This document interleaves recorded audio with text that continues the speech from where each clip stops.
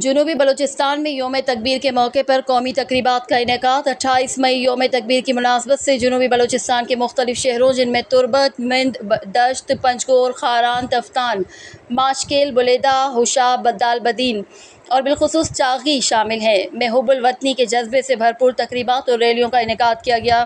ان تقریبات کا مقصد پاکستان کے ایٹمی طاقت بننے کے اس تاریخی دن کی قومی اور دفاعی اہمیت کو اجاگر کرنا اور نئی نسل کو ملکی خود مختاری، قومی سلامتی اور دفاع وطن کے شعور سے روشناس کرانا تھا۔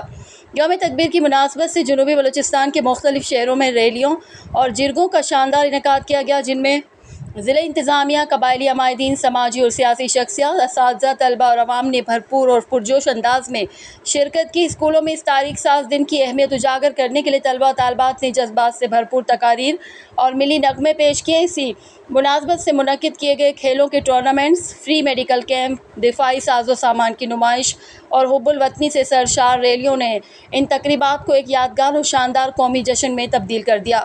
تقریبات کے اختتام پر شرکاء نے ریاستی اداروں سے مکمل یکجہتی اور پاکستان کی سلامتی اور ترقی کے لیے ہر قربانی کے عزم کا اظہار کیا اور فتنہ الہند کے خاتمے کے لیے FC بلوچستان ساؤتھ اور سیکیورٹی اداروں کی بھرپور حمایت کا اعلان کیا۔